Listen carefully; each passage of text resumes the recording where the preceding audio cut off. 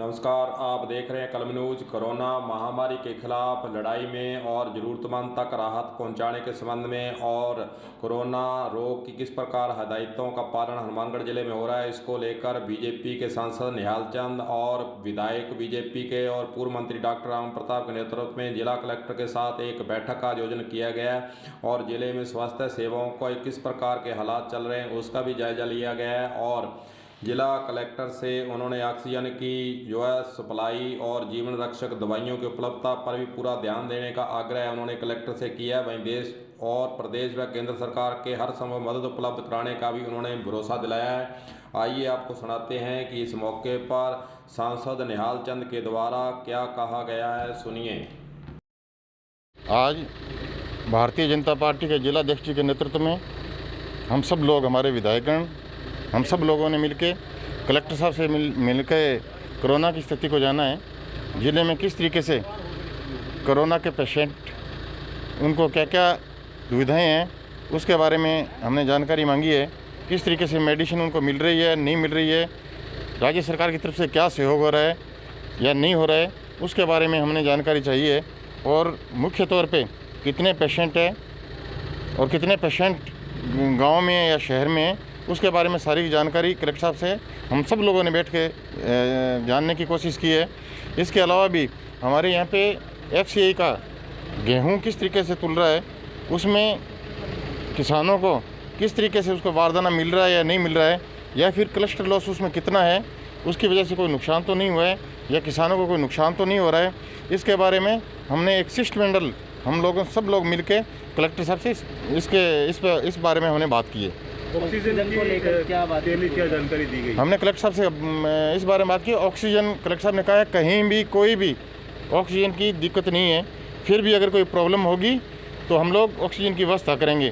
केंद्र सरकार द्वारा, प्रधानमंत्री जी द्वारा अभी हमने यहाँ पे एक PSA जो स्वीकृत हुआ है, वो 1 वीक के अंदर उसके पैसे हमारे पास में आ जाएंगे और इसके काम की शुरुआत हो जाएगी। ऑक्सीजन की कहीं भी ज़िले में कोई भी कमी नहीं होगी। जिला मुख्यालय पे ऑक्सीजन प्लांट लगेगा, गवर्नमेंट हॉस्पिटल में ऑक्सीजन प्लांट लगेगा। लेकिन आप भी कह रहे हैं और अधिकारी भी कह रहे हैं कि ऑक्सीजन की कोई कमी नहीं होगी। कल ही रात को ऑक्सीजन को लेकर विवाद हुआ है, पार्षद जी ने किया है, पूर्व वाइस चेयरमैन ने किया है, लेकिन एक्चुअल में कल भी 8 मौतें होंगी और प्रशासन आंकड़े छुपा रहा है। प्रशासन आंकड़े छुपा रहा है, ये प्रशासन आंकड़े दे रहा है, क्या दे रहा है क्या नहीं दे रही है मैं नहीं कह पाऊँगा, लेकिन मैं कह सकता हूँ कि प्रशासन से हमारी बात हुई है। PMO साहब, CMO साहब सब लोग यहाँ पे मौजूद थे, हमने बात की है। ऑक्सीजन के बारे में कलेक्टर साहब ने कहा है कि कोई भी दिक्कत नहीं होगी। कल रात को 200 सिलेंडर फिर हनुमानगढ़ ज़िले में आए हैं और जहाँ भी सिलेंडर की ज़रूरत होगी ऑक्सीजन प्रशासन भिजवाएगा। आपने संसद कोटे से पैसा दिया है, हम जो MLA भी BJP के हैं, कांग्रेस के कोई भी विधायक हो, अपनी तरफ से कोष से है। अब वर्तमान में ऑक्सीजन के लिए क्या पहल करनी चाहिए, क्या होना चाहिए, देना चाहिए कि नहीं देना चाहिए? सांसद कोष वर्तमान में केंद्र सरकार द्वारा बंद कर दिया गया है, 2 साल से बंद है हमारा कोष, लेकिन हमारे सभी विधायक इसके लिए पहल की है और सभी विधायक अपने कोटे से ऑक्सीजन के लिए और सरकारी हॉस्पिटल के लिए, हॉस्पिटल में सुविधाओं, इसके लिए उन्होंने पहल की है। वो विधायकों से उन्होंने राशि जारी की है और ये उन्होंने राशि जारी कर दी है। सर, आप संसद साहब हनुमानगढ़ आए हैं तो हमारे सारे पत्रकारों का निवेदन है कि एक हॉस्पिटल का चक्कर मार के दें। नहीं, हॉस्पिटल का चक्कर तो वहाँ देखने से पता लगेगी कि क्या है, वहाँ पर भी हम लोग देखेंगे। बैठने से नहीं पता। कलेक्टर के पास में, कलेक्टर देखो, प्रशासन तो यहीं पे, मीटिंग तो यहीं पे होगी, लेकिन इसके बाद में हम लोग हॉस्पिटल में हम लोग जाएंगे। सर, व्यवस्थाएं बहुत खराब है ऑक्सीजन को लेकर। यहाँ अधिकारी कह रहे थे कि ऑक्सीजन है पूरी बढ़िया, 200 सिलेंडर, आप भी कह रहे हैं। वो मैं खुद देखूंगा है या नहीं है, वो मैं मौके पे देखूंगा, खुद हॉस्पिटल में जाके मैं देखूंगा। सांसद निहाल चंद के द्वारा बताया गया है कि प्रधानमंत्री नरेंद्र मोदी के द्वारा देश के अस्पतालों में ऑक्सीजन की उपलब्धता बढ़ाने हेतु PM केयर फंड से देश के 551 सार्वजनिक जिला अस्पतालों पर समर्पित PSA ऑक्सीजन उत्पादन संयंत्रों की स्थापना किए जाने की मंजूरी भी दे दी गई है। वहीं दूसरी ओर बलवीर बिश्नोई जो कि जिला अध्यक्ष हैं BJP के, उनका इस मौके पर क्या कहना है वह भी आपको सुनाते हैं, सुनिए। आज 2 विषयों को लेकर भारतीय जनता पार्टी का प्रतिनिधित्व मंडल जिला कलेक्टर साहब से मिला है और उसमें CMHO और PMO भी उपस्थित थे। तो सारी व्यवस्थाओं की जानकारी भारतीय जनता पार्टी क्या सहयोग इसमें कर सकती है, हमारे जनप्रतिनिधि क्या सहयोग कर सकते हैं जिससे ज़्यादा से ज़्यादा लोगों की जान बचे।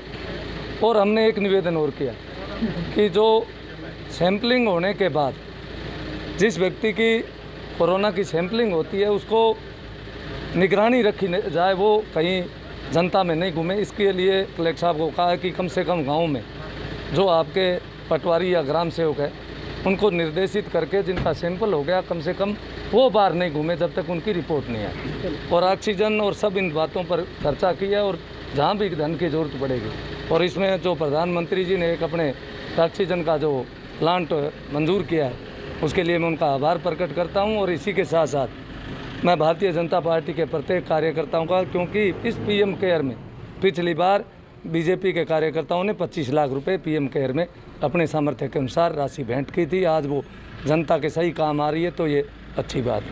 स्थानीय जनप्रतिनिधि ने अभी तक इस तरह की कोई जानकारी ली, विधायक की नहीं ली, क्या कहना चाहेंगे आप?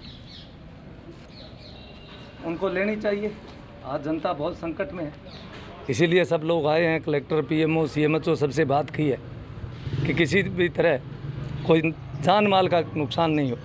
किसान के गेहूं की भी बात की है कि उसके भी सही समय पर तुले, उसको सही समय पर भुगतान हो। लेकिन उससे भी पहले आज ऑक्सीजन की जो बात चल रही है कमी की, कलेक्टर साहब ने भरोसा दिलाया कि बीकानेर सब जगह बात होके ऑक्सीजन की कमी नहीं आने दी जाएगी। फिर भी हमने कहा भी हमारे स्तर पर जहाँ भी आपको कोई ज़रूरत हो, हमारी जहाँ भी सिलेंडर हमारी कोई सामर्थ्य से मिल सकते हैं तो हम उपलब्ध कराने का भारतीय जनता पार्टी पूरा प्रयास करेगी। धन्यवाद।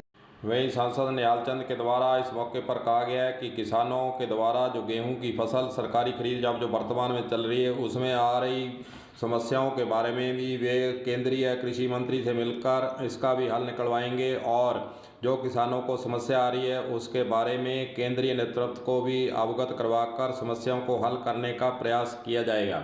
कलम न्यूज़ के लिए गुरदेव सिंह सैनी की रिपोर्ट।